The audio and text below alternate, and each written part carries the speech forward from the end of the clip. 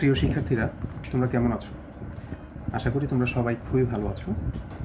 আমরা 12 পর্বে এসএসসি রসায়নের যেই খনিজ সম্পদ এবং জীবাশ্ম অধ্যায়টি তোমাদের সাথে আলোচনা করব বলেছিলাম, আজকে আমাদের সেই 12 পর্বের প্রথম পর্ব।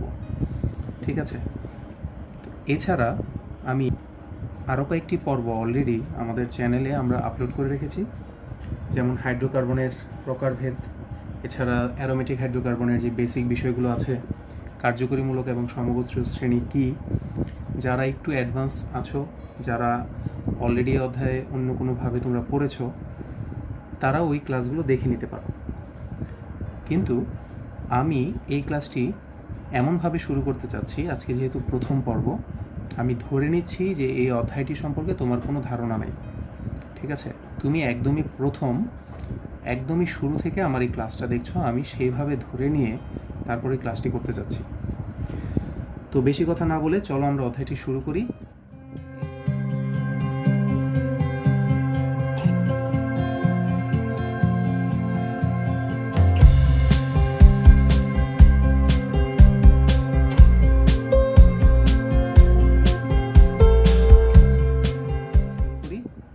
এই অধ্যায়টি কেন পড়তে হবে, এই অধ্যায়টা পড়ার প্রয়োজনীয়তা কী, বা অধ্যায়টি পড়লে কি সুবিধা, না পড়লে কি অসুবিধা, এই বিষয়ক কথাবার্তাও কিন্তু আমি আরেকটি ভিডিওতে বলেছি, সেটা আই কার্ডে দেওয়া থাকবে, তোমরা দয়া করে সেই ভিডিওটি দেখে নিতে পারো। আমাদের যে অধ্যায়ের নাম সেটা হচ্ছে খনিজ সম্পদ এবং জীবাশ্ম। ওকে, তার মানে হচ্ছে আমাদের সবচেয়ে ইম্পর্টেন্ট যে ব্যাপারটা সেটা হচ্ছে জীবাশ্ম, যেটাকে আমরা ইংরেজিতে বলছি ফসিল ফুয়েল, অথবা শুধু ফসিল বলা হয়, আর জীবাশ্ম জ্বালানি বললে আমরা বলতে পারি ফসিল ফুয়েল। ওকে, তো এই যে জীবাশ্ম, এই বিষয়টা তোমাকে আগে বুঝতে হবে। ওকে, জাস্ট আমরা বই পড়লাম এবং কোন কোন জিনিসগুলো আসতে পারে, কোনটা না আসতে পারে, এইভাবে তুমি বিষয়টা না পড়ে তুমি যদি জানার জন্য পড়তে আগ্রহী হও, তাহলে আমি তোমাদেরকে কিছু বেসিক বিষয়ে এখানে কথাবার্তা বলবো, এবং মনে করি আমি যে আসলে বিষয়গুলো জানা আমাদের খুব জরুরি। তো তোমাদের বইয়েও খুব সুন্দরভাবে তোমাদের যে পাঠ্য বইটি আছে, আমি সেখান থেকে কিন্তু এই তথ্যগুলো নিয়েছি। তোমরা এখন ভিডিওতে যে পৃষ্ঠাটা দেখতে পাচ্ছ, আমি তোমাদের পাঠ্য বই থেকে এই তথ্যগুলো নিয়ে জাস্ট সাজিয়েছি তোমাদের সাথে কথা বলবো বলে। তো প্রাথমিক কথাবার্তা কিন্তু অনেক স্টুডেন্ট শুনতে চায় না, তারা মূল কথায় যেতে চায়। মানে বর্তমানে যে স্টুডেন্ট, তারা সব কিছু শর্টকাট খোঁজে, তো ব্যাপারটা এরকম না, আমাদেরকে সব কিছুই বুঝে জেনে তারপরে পড়তে হবে। পড়াশোনার মধ্যে শর্টকাট বিষয়টা আসলে কার্যকর না, তোমার লং রানে তুমি খুব ক্ষতিগ্রস্ত হবে। তো প্রথমে আসো আমরা বুঝে নিই যে জীবাশ্ম জ্বালানি বিষয়টা কী। তো আমাদের বইয়ের, তোমরা যখন এই অধ্যায়টি তোমাদের পাঠ্য বই থেকে খুলবে, তখন একদম শুরুর দিকে তোমরা খেয়াল করবে, কিছু তথ্য দেওয়া আছে। সেখানে বলা হচ্ছে যে আমাদের পৃথিবীর বয়স 4.54 বিলিয়ন বছর। খেয়াল করবে, আমাদের মহাবিশ্বের বয়স না, কিন্তু এটা পৃথিবীর বয়স। আমরা যে পৃথিবীতে বসবাস করি তার বয়স হচ্ছে 4.54 বিলিয়ন ইয়ার্স। ওকে, আর তোমরা জানো যে 1 বিলিয়ন মানে হচ্ছে 100 কোটি। তার মানে আমরা ধরতে পারি যে আমাদের পৃথিবীর বয়স প্রায় 454 কোটি বছর। হিউজ, তাই না? অনেক প্রাচীন আমাদের এই পৃথিবী। আর আমরা একজন মানুষ বড় জোর 40, 50, 60 বছর বাঁচি, তাই না? একজন এক একটা সময় বাঁচে। একটা মানুষের অ্যাভারেজ লাইফ টাইম হয়তো 60-70 বছর। আর আমাদের পৃথিবীর বয়স তোমরা খেয়াল করো 454 কোটি বছর। তো তুমি যদি একটু চিন্তা করো যে যখন আমাদের এই পৃথিবীটা তৈরি হয়েছিল বা সৃষ্টি হয়েছিল, তখন কি তুমি আজকে যেরকম পৃথিবীটা দেখছো তখন তো আর এরকম ছিল না, তাই না? দীর্ঘ প্রসেসিংয়ের মাধ্যমে, আস্তে আস্তে বিভিন্ন প্রাকৃতিক ঘটনার মাধ্যমে আমাদের এই পৃথিবীটা আজকের অবস্থানে এসেছে। তো সেই ধারাবাহিকতা এখানে বলা হচ্ছে যে 500 থেকে 600 মিলিয়ন বছর আগে। এই যে প্রত্যেকটা তথ্য কিন্তু তোমাদের বই থেকে নেওয়া, এই জন্য এগুলো এমসিকিউর জন্য তোমার খুব কাজে লাগবে। 500 থেকে 600 মিলিয়ন বছর আগে এই পৃথিবী ছিল ঘন বন জঙ্গল, নিচু জলভূমি, সাগর মহাসাগরে পরিপূর্ণ। তোমরা সবাই এটা জানো। তো প্রাকৃতিক বিভিন্ন বিপর্যয়, যেমন এখনও আমরা বিভিন্ন বিপর্যয় দেখতে পাই, বিভিন্ন ঝড় তুফান, জলোচ্ছ্বাস আসে, ভূমিকম্প হয়, তাই না? বন্যা হয় বিশাল বিশাল। তাহলে এই ধরনের প্রাকৃতিক বিপর্যয় তো একদম শুরু থেকেই ছিল। তো এই ধরনের বিপর্যয়ে ধ্বংসপ্রাপ্ত যে মৃত প্রাণীগুলো আছে, কিংবা উদ্ভিদ কিংবা শৈবাল, এগুলো নিচু এলাকায় জমা হয়েছিল। ঠিক আছে, তো এখনও কিন্তু আমাদের পৃথিবীতে আমরা বিভিন্ন সভ্যতার খোঁজ পাই, যেগুলো মাটির নিচ থেকে উদ্ধার করা হয়, তাই না? যেমন আমরা আমাদের বাংলাদেশে নরসিংদীতে যে ওয়ারি বটেশ্বর আছে, সেখানে 2500 বছর প্রাচীন সভ্যতা পাওয়া গেছে। তাহলে এই ধরনের বিভিন্ন প্রাণী, বিভিন্ন সভ্যতা, বিভিন্ন উদ্ভিদ, বিভিন্ন বন জঙ্গল, সেগুলোই প্রাকৃতিক বিপর্যয়ের কারণে কিন্তু মানে মাটি চাপা পড়ে গেছে, সোজা কথা। এর উপর পলির আস্তরণ পড়তে থাকলো, এভাবে মিলিয়ন মিলিয়ন বছর ধরে এই সকল উদ্ভিদ আর প্রাণীর দেহাবশেষের উপর হাজার হাজার ফুট মাটি, খেয়াল করবে, হাজার হাজার ফুট মাটি, তার মানে প্রচুর পরিমাণে শিলা, পলি স্তর এগুলোর উপর পড়তে পড়তে এক ধরনের শিলার আস্তরণ পড়তে থাকলো। এইগুলো যেহেতু তোমার এত এত নিচে আস্তে আস্তে এগুলো মানে শিলা স্তরের নিচে চাপা পড়তে থাকলো, তাই এগুলো অনেক চাপ, মানে উচ্চ তাপমাত্রা আর মিলিয়ন মিলিয়ন বছর ধরে, তাই না, হিউজ টাইম, এত এত বছর ধরে বিভিন্ন ভৌত পরিবর্তন হয়েছে, এগুলোর বিভিন্ন রাসায়নিক পরিবর্তন হয়েছে। হওয়ার পর এগুলো কিসে পরিণত হয়েছে? এগুলো হয়ে গেছে কয়লা, কোনো জায়গায় হয়ে গেছে পেট্রোলিয়াম, আবার কোথাও হয়ে গেছে প্রাকৃতিক গ্যাস। এই যে কয়লা, পেট্রোলিয়াম এবং প্রাকৃতিক গ্যাস, এগুলোকেই স্যার আমরা বলছি জীবাশ্ম জ্বালানি বা ফসিল ফুয়েল। ওকে, খুব চমৎকারভাবে তোমাদের বইয়ে বিষয়টা কিন্তু বলা হয়েছে। তার মানে আমরা যদি একদম সামারি করি বিষয়টার, যে আমাদের এই পৃথিবী যখন সৃষ্টি হলো, এই সৃষ্টির পরে থেকে যে বিভিন্ন যে প্রাণী বা উদ্ভিদ, ধরো আমরা যদি এই ধরনের উদ্ভিদ চিন্তা করি, এবং বিভিন্ন প্রাণী যেগুলো সমুদ্রে ছিল, মাছ বলো বা যে কোনো কিছু হতে পারে, তাই না, জেলি হতে পারে, এগুলো আস্তে আস্তে এগুলোর উপরে মাটি চাপা পড়তে থাকলো, এবং মিলিয়ন মিলিয়ন বছর পরে এই যে উদ্ভিদ, তারপর যে বিভিন্ন প্রাণী, এগুলো আস্তে আস্তে কিসে পরিণত হলো? কয়লায়, পেট্রোলিয়ামে এবং প্রাকৃতিক গ্যাসে। ওকে, পেট্রোলিয়াম আমরা ধরে নিই লিকুইড, কয়লা তো কঠিন, আর প্রাকৃতিক গ্যাস হচ্ছে গ্যাস ফর্মে। তার মানে আমরা 3 ধরনের ফর্মেই কিন্তু এই জিনিসগুলো পেলাম, তাই না, উদ্ভিদ, প্রাণী, এইগুলোকে আমরা বলছি জীবাশ্ম জ্বালানি। এই হচ্ছে আমাদের জীবাশ্ম জ্বালানি। আমাদের অধ্যায়ের যে শিরোনাম, সেটাই যদি আমরা না বুঝি তাহলে তো অধ্যায় পড়ে লাভ নাই, তাই না? তাই জীবাশ্ম জ্বালানি তোমাদের বোঝাটা খুবই জরুরি। তো জীবাশ্ম জ্বালানির মধ্যে আমাদের কিছু ইম্পর্টেন্ট পয়েন্ট যেগুলো মনে রাখতে হবে, খেয়াল করবে। এখানে বলা হচ্ছে যে কয়লার মূল উপাদান হচ্ছে কার্বন। এমসিকিউর জন্য মনে রাখবা, এই যে আমরা কয়লা পেলাম জীবাশ্ম জ্বালানির মধ্যে, এর মূল উপাদান হচ্ছে কার্বন। পেট্রোলিয়াম যেটা পেলাম, পেট্রোলিয়ামের মূল উপাদান হচ্ছে হাইড্রোকার্বন। খেয়াল করো, ওটা ছিল কার্বন, আর পেট্রোলিয়ামের মূল উপাদান হচ্ছে হাইড্রোকার্বন। হাইড্রোকার্বন মানে হচ্ছে হাইড্রোজেন এবং কার্বন দ্বারা গঠিত যৌগ।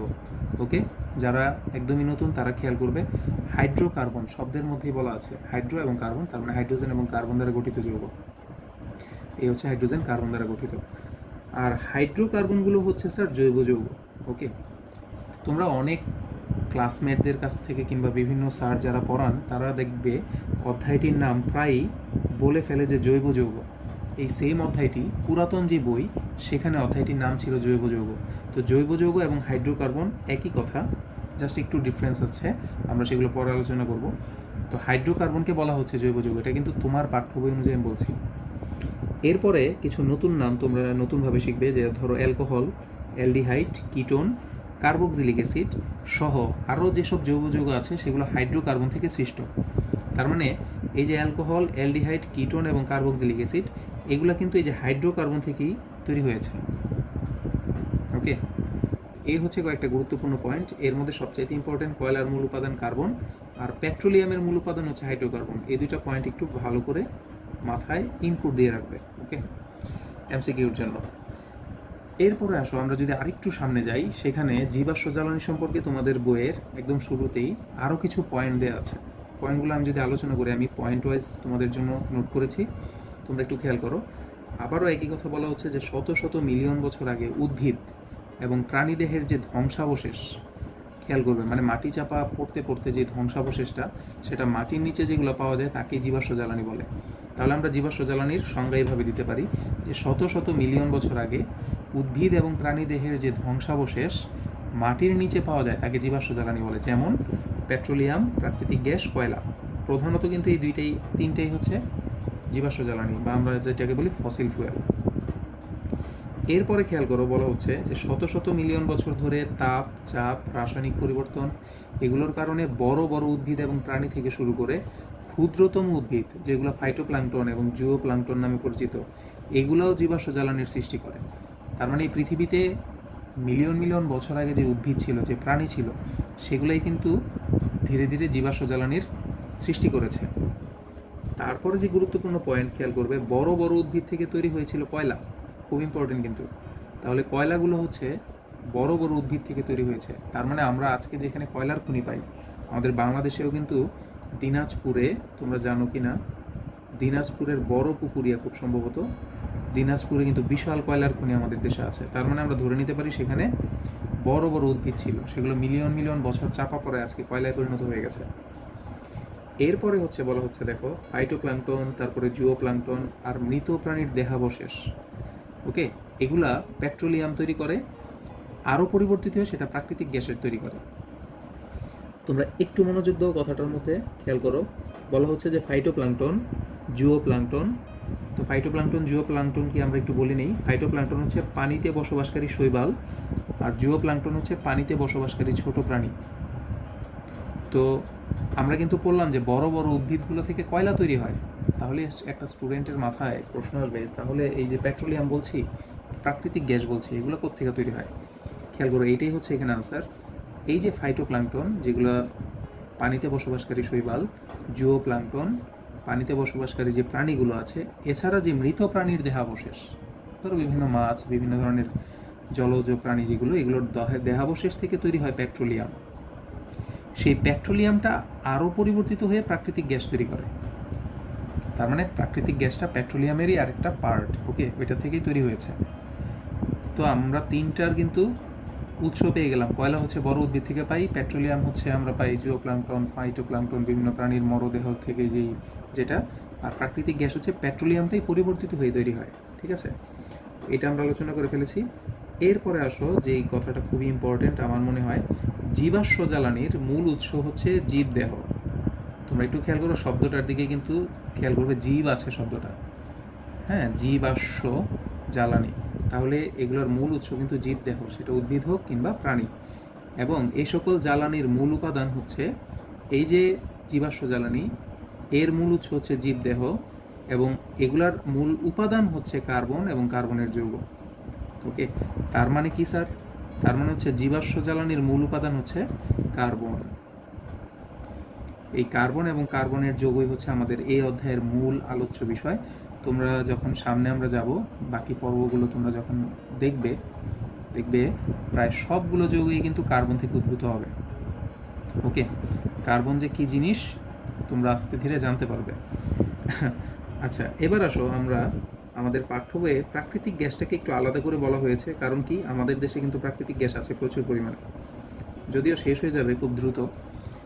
তো যাই হোক, প্রাকৃতিক গ্যাসের দেখবে তোমাদের বইয়ের মধ্যে তার শতকরা সংযুক্তি দেওয়া আছে। নর্মালি প্রাকৃতিক গ্যাসে 80% মিথেন থাকে, ইথেন থাকে 7%, প্রোপেন 6, বিউটেন এবং আইসোবিউটেন মিলে 4%, আর পেন্টেন থাকে 3%।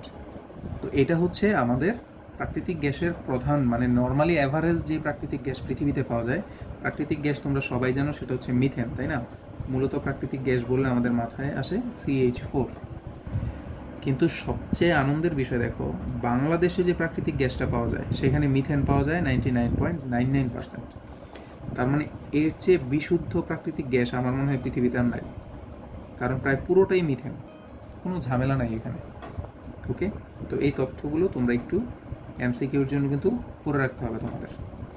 তো এই হচ্ছে জীবাশ্ম জ্বালানি সম্পর্কে প্রাথমিক কথাবার্তা। এবার আসো পরের টপিকস। আজকে প্রথম পর্ব যে আলোচনা করছি আমরা, এটা শেষ করব যে পেট্রোলিয়ামের উপাদানগুলো দিয়ে। ওকে, তোমাদের বইয়ের অনুযায়ী কিন্তু আমি পড়াচ্ছি, তোমরা দয়া করে এই পার্টটা, মানে আমাদের এই প্রথম পর্বটি তোমাদের মূল বইকে অনুসরণ করবে। আমি কিন্তু তোমাদের এই মূল বই থেকেই তথ্যগুলো নিয়ে সেগুলো নোট করেছি তোমাদের বুঝিয়ে দেওয়ার সুবিধার জন্য। ওকে, এবং সামনে কিছু পর্ব থাকবে যেগুলো হয়তো আমরা মেইন বই এবং অন্য কিছু তথ্যের সমন্বয়ে পড়ব। কিন্তু আজকের যে প্রথম পর্ব আমরা পড়ছি, পর্ব নাম্বার 1, আমরা টোটাল 12টা পর্বে অধ্যায়টিকে ভাগ করেছি। তো আজকের পর্বে আমরা পুরো বিষয়টাই মেইন বই থেকে পড়াচ্ছি তোমাদেরকে। ওকে, সেগুলোই জাস্ট তোমাদেরকে একটু গুছিয়ে বোঝানোর চেষ্টা করছি। তো আমরা এতক্ষণ কিন্তু জানলাম যে জীবাশ্ম জ্বালানি কী, সেগুলো কীভাবে ফর্ম করেছিল পৃথিবী সৃষ্টির শুরু থেকে মিলিয়ন মিলিয়ন বছরে, তারপরে কয়লাটা কীভাবে হলো, পেট্রোলিয়াম এবং প্রাকৃতিক গ্যাসগুলো কীভাবে ফর্ম করলো পৃথিবীতে। এবার আসো আমাদের বইয়ে, মানে পাঠ্য বইয়ের মধ্যে পেট্রোলিয়ামটাকে একটু বেশি প্রায়োরিটি দিয়ে পড়ানো হচ্ছে, কারণ অধ্যায়টাই হচ্ছে তোমার মূলত পেট্রোলিয়ামের উপর নির্ভর করে অধ্যায়টা সাজানো হয়েছে। তো পেট্রোলিয়ামটাকে আমরা যখন নাকি খনি থেকে উত্তোলন করি, তোমরা একটু আগে খেয়াল করেছো, আমরা বলেছিলাম যে হাজার হাজার ফুট নিচে সেটা চাপা পড়ে। তো সেই উপাদানের মধ্যে স্যার অনেক ঝামেলা থাকে আর কি, অনেক কিছুর মিশ্রণ থাকে সেখানে সেই পেট্রোলিয়ামের মধ্যে, ঠিক আছে। তাই এটাকে উত্তোলন করার পর আমাদের এগুলো আলাদা করতে হয় উপাদানগুলো। তো আসো আমরা একটা একটা করে পয়েন্টগুলো দেখি একটু। তো এখানে বলা হচ্ছে যে পেট্রোলিয়াম হচ্ছে মূলত হাইড্রোকার্বনের মিশ্রণ। এমসিকিউর জন্য কিন্তু আমি পয়েন্ট আউট করেছি, তোমরা খেয়াল করবে। হাইড্রোকার্বনের মিশ্রণ মানে হাইড্রোজেন এবং কার্বন দ্বারা গঠিত যৌগের মিশ্রণ। 5000 ফুট বা তার চেয়ে বেশি গভীর শিলাস্তরে পাওয়া যায়। চিন্তা করো কত গভীর স্তরে পাওয়া যায়, 5000 ফুট। তার মানে আমরা যদি ধরে নিই, হ্যাঁ, হিসাবে সুবিধার্থে যে একটা বিল্ডিং যদি করা হয়, তো সেখানে যদি প্রত্যেকটা তালা যদি 10 ফুট উঁচু হয়, তুমি চিন্তা করে দেখো 5000 ফুট হতে হলে সেটা 500 তলা বিশিষ্ট একটা দালান হতে হবে। কত গভীরে পেট্রোলিয়াম পাওয়া যায় চিন্তা করো। তো 5000 ফুট বা তার চেয়ে বেশি গভীর শিলাস্তরে পাওয়া যায়, মানে পেট্রোলিয়ামগুলো পাওয়া যায় সেখানে। অপরিশোধিত তেল মানে আমরা খনি থেকে যেটা উঠাই স্যার, ওই যে 5000 ফুট নিচে থেকে, সেটাকে আমরা বলি অপরিশোধিত তেল অথবা অপরিশোধিত পেট্রোলিয়াম। ইংরেজিতে এটাকে বলা হয় ক্রুড অয়েল। এই ক্রুড অয়েল হচ্ছে খনি থেকে যেটা সরাসরি পাওয়া যায়। তাহলে তোমাদের এমসিকিউ আসতে পারে যে খনি থেকে যে সরাসরি পাওয়া যায় এটা কি, সেটা হচ্ছে অপরিশোধিত তেল বা অপরিশোধিত পেট্রোলিয়াম অথবা ক্রুড অয়েল। ওকে, এরপরে খেয়াল করো, আমরা যে অপরিশোধিত পেট্রোলিয়ামটা খনি থেকে উঠাবো সেখানে দুর্গন্ধ থাকে। এমসিকিউ আসতে পারে যে দুর্গন্ধের জন্য দায়ী কে? দায়ী হচ্ছে সালফার। তো অপরিশোধিত পেট্রোলিয়ামে যে দুর্গন্ধটা পাওয়া যায় সেটার জন্য দায়ী হচ্ছে সালফার, এবং এটা অস্বচ্ছ থাকে খনি থেকে যেটা তোলা হয়। ওকে, এরপরে খেয়াল করো, এই অপরিশোধিত পেট্রোলিয়ামকে আমরা পৃথক করি, কারণ হচ্ছে এটার মধ্যে অনেক কিছু মিশ্রণ থাকে, তাই না? এই যে আমাদেরকে বলাই হয়েছে পেট্রোলিয়াম হলো মূলত হাইড্রোকার্বনের মিশ্রণ, তার মানে এটার মধ্যে অনেক কিছু আছে। এগুলাকে পৃথক করার যে পদ্ধতিটাকে বলা হবে আংশিক পাতন। খেয়াল রাখবে এমসিকিউর জন্য। ওকে, পেট্রোলিয়ামের বিভিন্ন উপাদানকে পৃথক করার পদ্ধতির নাম আংশিক পাতন। এই পদ্ধতিতে কাজ করা হয় স্ফুটনাঙ্কের ভিত্তিতে। ওকে, তার মানে আংশিক পাতন করা হয় কিসের ভিত্তিতে? স্ফুটনাঙ্কের ভিত্তিতে। আংশিক পাতনের অংশ কলামের নিচের দিকে, ওকে, আংশিক পাতনের যে অংশ কলাম, তোমরা এই ছবিটা দেখতে পাবে তোমাদের বইয়ের মধ্যে, এটাকে আমরা বলি অংশ কলাম। এটার মধ্যে নিচের দিকে তাপমাত্রাটা কম থাকে এবং উপরের দিকে, এখানে আমার টাইপিংয়ে ভুল হয়েছে, নিচের দিকে স্যার তাপমাত্রা বেশি থাকে এবং উপরের দিকে আস্তে আস্তে তাপমাত্রা কমতে থাকে। তোমরা খেয়াল করবে নিচের দিকে 340, ধীরে ধীরে সেটা 270, 170, 120, 70, 20। তার মানে নিচের দিকে টেম্পারেচারটা বেশি, উপরের দিকে কিন্তু টেম্পারেচার কম। তাহলে এটাও কিন্তু এমসিকিউতে দিতে পারে। তো যার মাথার মধ্যে এই ছবিটা থাকবে তার জন্য কিন্তু আনসার করা খুবই ইজি। এবার আমি তোমাদেরকে ছবির বিষয়টা তোমাদেরকে বোঝাই। আমরা যেই পেট্রোলিয়ামটা স্যার আনি, মানে মাটির গভীর থেকে যে পেট্রোলিয়ামটা আনলাম, খেয়াল করবে, তো পেট্রোলিয়াম তোমাদেরকে কিন্তু বলাই হচ্ছে যে এটা হচ্ছে বিভিন্ন হাইড্রোকার্বনের মিশ্রণ। তো এই মিশ্রণটাকে এই চেম্বারের মধ্যে পাঠানো হয়, তারপরে সেটাকে আংশিক পাতন করা হয়। এখন পাতন শব্দটা কি মনে আছে তোমাদের? রসায়নের যে দ্বিতীয় অধ্যায়, ওই অধ্যায়ে পাতনের সংজ্ঞা দেওয়া ছিল যে কোনো তরল পদার্থকে যখন আমরা বাষ্পীভূত করি, তার মানে বাষ্পীভবন, ওকে, এবং সেই বাষ্পটাকে যখন আবার ঠান্ডা করি মানে তরল করি, সেটাকে আমরা বলি ঘনীভবন। এই দুইটা প্রক্রিয়ার মিশ্রণকে আমরা বলি পাতন। তোমাদের মনে আছে কিনা আমি জাস্ট বললাম, তোমরা আবার খেয়াল করো। আমরা যে পেট্রোলিয়ামটা উঠাই খনি থেকে, সেটা ধরো তরল অবস্থায় থাকে, সেই তরলটাকে আমরা বাষ্প করব, ওকে, এবং সেই বাষ্পটাকে আবার ঠান্ডা করে ঘনীভবন করলেই আমরা পাতনের মাধ্যমে তরল পদার্থটা পেয়ে যাব। তো টেকনিকটা তোমরা খেয়াল করো, যেহেতু স্যার পেট্রোলিয়ামটা হাইড্রোকার্বনের মিশ্রণ, ধরো এ, বি, সি এবং ডি, এই চারটা জিনিসের মিশ্রণ ধরে নাও। এখন এক একজনের টেম্পারেচার কিন্তু এক এক রকম, সবার স্ফুটনাঙ্ক কিন্তু সেম না। আমাদের কিন্তু বলা হয়েছে যে এই যে আংশিক পাতন করা হয় কিসের ভিত্তিতে? স্ফুটনাঙ্কের ভিত্তিতে। তো এর স্ফুটনাঙ্ক ধরো 10 ডিগ্রি, বি এর হচ্ছে 20 ডিগ্রি, সি এর 30 ডিগ্রি, ডি এর 40 ডিগ্রি। তাহলে এক একজনকে যদি আমরা এক এক টেম্পারেচারে বাষ্পীভূত করি, মানে টেম্পারেচার প্রয়োগ করি, তখন বাষ্পীভূত হবে 10 ডিগ্রিতেই, বি হয়ে যাবে 20 ডিগ্রিতে, সি 30 ডিগ্রিতে, ডি 40 ডিগ্রিতে। তখন এরকম আলাদা আলাদা চেম্বারে তাদেরকে বাষ্পীভূত করা হয়। খেয়াল করো এই যে কলামগুলো, ঠিক আছে। এবং বাষ্পীভূত জিনিসটাকে নেয়ার পর এই যে দেখো 20 ডিগ্রিতে পেট্রোলিয়াম গ্যাস পাওয়া যাবে, 70 ডিগ্রিতে গ্যাসোলিন, 120 ডিগ্রিতে ন্যাপথালিন। ওকে, এই ছবিটা কিন্তু চমৎকারভাবে তোমার বইয়ে দেওয়া আছে। এই যে তুমি স্ফুটনাঙ্কের ভিত্তিতে সবগুলো পদার্থকে কিন্তু আলাদা করে ফেলতে পারছো। এবং এই চেম্বারে নেওয়ার পরে আবার তুমি একটু সামনে যাওয়ার পরে যখন এটাকে ঠান্ডা করবে তখন তুমি ওই তরল ফর্মে এই জিনিসটা পেয়ে যাবে। ধরো কেরোসিন, তুমি যখন এই কলামের মধ্যে এটাকে প্রবেশ করালে কেরোসিনটা 170 ডিগ্রিতে বাষ্পীভূত হয়ে যাবে। একটু পরে সামনের চেম্বারে এটাকে আবার যখন আমরা ঠান্ডা করব তখন লিকুইড ফর্মে কেরোসিনটা পাওয়া যাবে। এই হচ্ছে স্যার হাইড্রোকার্বনের পেট্রোলিয়ামের আংশিক পাতনের প্রক্রিয়াটা। আমি জাস্ট সহজভাবে তোমাদের বোঝানোর চেষ্টা করেছি, আশা করি তোমরা বুঝতে পেরেছ। না বুঝলে আমাকে কমেন্টে জানাবা। আজকের এই প্রথম পর্ব শেষ করব। তোমাদের যে পেট্রোলিয়ামের বিভিন্ন উপাদানগুলো আছে সেগুলোকে যখন আমরা পৃথক করি সেগুলোর একটা বর্ণনা তোমাদের বইয়ে আছে।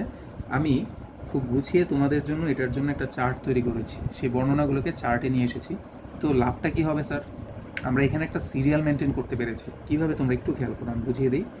ধরো এই সিরিয়ালটা যদি তোমার মাথার মধ্যে থাকে, ওকে, তোমরা যদি অংশ কলামটা মনে রাখতে পারো, আর ওই সিরিয়ালেই কিন্তু আমরা এইগুলি এখানে লেখা আছে। ধরো একদম শুরুতে ছিল পেট্রোলিয়াম গ্যাস, তো পেট্রোলিয়াম গ্যাসের ফুটানাঙ্ক ছিল 0 ডিগ্রি থেকে 20 ডিগ্রি সেন্টিগ্রেড। এরপরে হচ্ছে পেট্রোল, তুমি খেয়াল করো 20-এর পরে 21 ডিগ্রি থেকে শুরু 70 ডিগ্রি পর্যন্ত। ন্যাপথালিন ওই 70-এ ওইখানে শেষ, তার মানে 71 থেকে 120 পর্যন্ত। তার মানে এই যে সিরিয়ালটা মেনটেন করা হচ্ছে 0 থেকে 20, পরে 21 থেকে শুরু, 71 থেকে 121, এটা তুমি চার্টের মাধ্যমে পড়লে তোমার জন্য কিন্তু পড়তে সুবিধা হবে। এই জন্য আমি এই চার্টটা করেছি, পড়তে সাহায্য করবে। এবং এই প্রত্যেকটা বিষয় কিন্তু এক একটা এমসিকিউর জন্য খুবই জরুরি, ঠিক আছে? কারণ তোমাকে জিজ্ঞেস করতে পারে যে রাস্তা তৈরিতে কোন পেট্রোলিয়াম বা পেট্রোলিয়ামের কোন উপাদান ব্যবহার করা হয়, তাহলে সেটা হচ্ছে পিচ। ওকে, প্যারাফিন যে মোম, এটা দিয়ে কী কাজ করা হয়? এটা দিয়ে স্যার টয়লেট্রিজ এবং ভ্যাসলিন তৈরি করতে কাজে লাগে। তোমাকে জিজ্ঞেস করতে পারে ন্যাপথার মধ্যে কার্বন সংখ্যা কত? তা ন্যাপথার মধ্যে কার্বন সংখ্যা হচ্ছে 7 থেকে 14। কারণ কতভাবে ঘুরিয়ে এখান থেকে কিন্তু প্রশ্ন আসতে পারে। তো তোমরা এই চার্টটা আয়ত্ত করবে। তো এই ছিল স্যার আজকের খনিজ সম্পদ এবং জীবাশ্মের প্রথম পর্ব। আমি পুরোপুরি তোমাদের যে পাঠ্য বইটি ছিল সেই পাঠ্য বই কেন্দ্রিক এই ক্লাসটি করার চেষ্টা করেছি। প্রাথমিক কথাগুলো বই থেকে নেওয়া, এগুলো আলোচনা করার মাধ্যমে তোমাদেরকে বুঝিয়ে দেওয়ার চেষ্টা করেছি কীভাবে আমরা ফসিল ফুয়েল বা জীবাশ্ম জ্বালানিগুলো পাই, সেগুলোর মূল উপাদান আসলে কি, কার্বন এবং হাইড্রোকার্বন।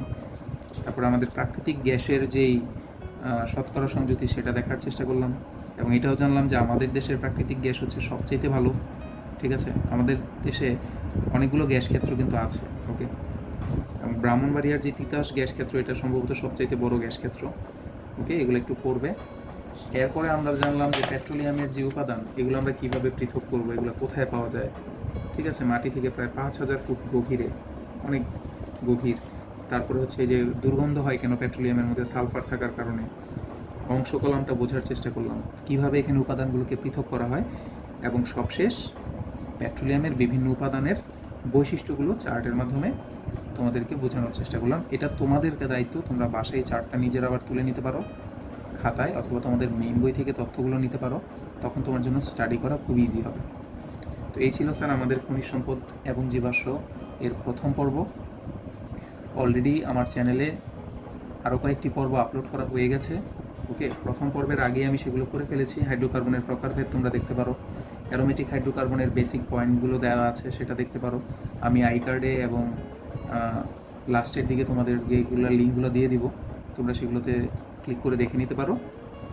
তো সামনের ক্লাসগুলো দেখার অনুরোধ থাকলো তোমাদের। আর যদি ভালো লাগে তাহলে অবশ্যই লাইক বাটনে ক্লিক করবে, চ্যানেলটা সাবস্ক্রাইব করতে ভুলবে না।